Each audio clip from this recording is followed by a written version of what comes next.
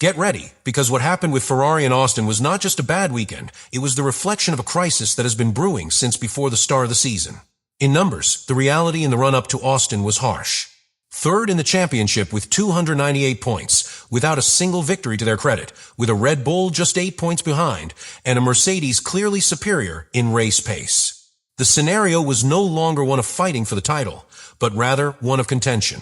To try to avoid a qualifying catastrophe. To survive. Friday, October 17th. Circuit of the Americas. The clock marks the first hours of track activity for the 2025 United States Grand Prix. Under a clear sky, and with high temperatures both in the environment and on the track, the only free practice session of the weekend begins. Is a sprint format. 1 hour. A single window to understand the behavior of the car. A single attempt to validate updates, test configuration, understand the grip, evaluate strategies.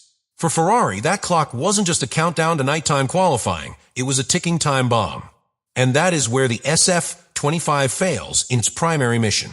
Because neither with Hamilton nor with Leclerc has the car been able to show constant performance. And that has raised doubts. Not only in the media, not just in the fans, also inside the box itself, where the cross glances, prolonged silences, and body gestures begin to reveal an emotional fracture that worsens with each weekend without a podium.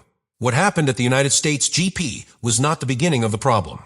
It was the natural consequence of a series of poor technical decisions and errors in strategic approach. And it is in that context, with increasing pressure from Italy, with the Italian press focused on harsh criticism, and with an increasingly exposed team, where Ferrari landed in Austin. A team that a year ago dominated this track, now arrived knowing that its car was far from being competitive, that its direct rivals had evolved better, and that the expectation was no longer to win, but to resist.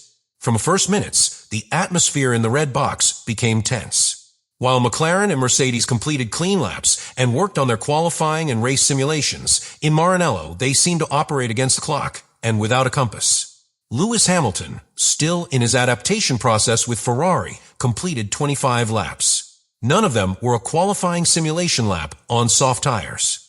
In a sprint weekend, where time is the most valuable resource, Ferrari decided or was forced to use only medium tires. The hypotheses are multiple, but all equally worrying. Did the strategic planning for the use of compounds fail? Were there hidden problems with the balance sheet? Or did Hamilton and his team simply not find the time to launch a clean lap without traffic or interference? Regardless of the reasons, the result was clear. An 8th place on the timesheet, more than 6/10 behind the session leader, Lando Norris.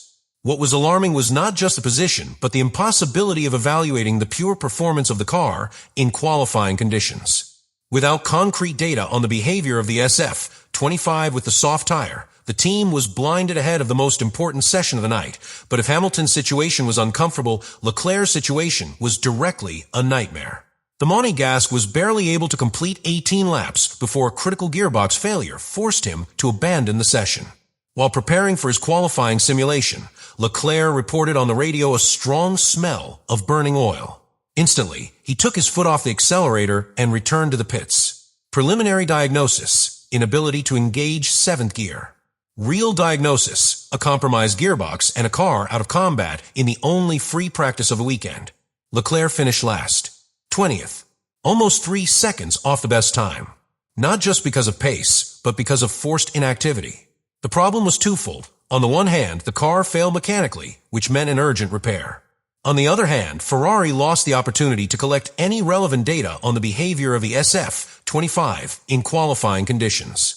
All the accumulated knowledge about the balance of the car, tire management, the optimal downforce for the track, everything was left up in the air. The sprint format makes the margin for error practically non-existent. Every minute counts. Every turn is vital information. Therefore, losing a session completely is not just a technical setback, it is a strategic hole. Because after free practice, the next time Leclerc would go out on the track would no longer be to learn, but to compete. While other garages were optimizing their work program to the millimeter, Ferrari was fighting against time and its own decisions. Changing the gearbox on a sprint weekend involves more than a repair. It is a race against time in which each poorly tightened screw can define the result of Saturday. In short, Friday was a technical, operational, and strategic disaster. There were no visible errors on the track. There were no accidents. but there was a lack of rhythm, mechanical failures, loss of information, and an organization that was overwhelmed by the pressure of the format. And the most serious thing, this was no exception. It was the continuation of a worrying pattern. Ferrari arrived at the United States GP looking for answers. But that Friday, he only found more questions. After a Friday where the preparation was a disaster, the night of the same day offered no respite. The clock was ticking, the circuit lights shone on the Texas asphalt, and with the sun setting, qualifying for Saturday's sprint race began. For Ferrari, what was at stake was not just a good starting position, it was the possibility of containing the damage, to avoid public humiliation, to rescue what little was left of the original plan.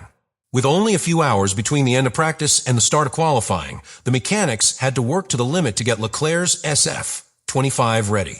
Changing a gearbox in that time frame is a high-risk task. Everything had to be perfect. A poorly tightened gasket, a poorly calibrated sensor, and the car could be disabled. The team did it. The car was ready to go. But that didn't mean he was ready.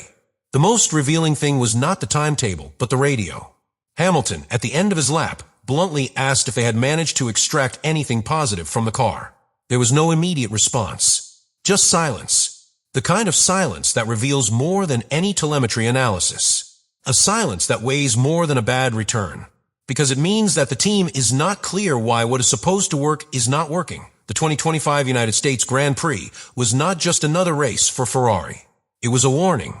An alarm that sounds increasingly louder within Maranello. Because what began as a season of technical transition is turning, race after race, into an operational, emotional, and competitive collapse. Ferrari does not have a specific crisis. It has a structural problem. The SF25 is no longer a failed promise, is now a symbol of a broken system, and that transcends the design of the car. It affects team morale, the confidence of its pilots, the historical narrative of a team that has been without a title for almost 2 decades, but that still carries the weight of being the reference by tradition, by name, by legacy. Lewis Hamilton did not come to Ferrari to fight for marginal points. He arrived to close his career with a historic redemption. And Charles Leclerc, with a current contract, still represents the team's generational hope. But both are trapped in a structure that doesn't give them the tools to win. And that frustration begins to be visible. Because what is at stake is no longer just the present. It is the future of the most emblematic team in Formula One. 2025 is not over yet. There are points to be disputed. There are circuits that could minimize the SF25's weaknesses. But there is also a growing sense that barring a radical turnaround, this will be another season of Ferrari watching from the sidelines as other teams lift trophies. And meanwhile, the real Tifosi fans are still waiting. Not by isolated podiums. Not for circumstantial victories, but for the real return of Ferrari as a dominant force. Something that, today, seems further away than ever.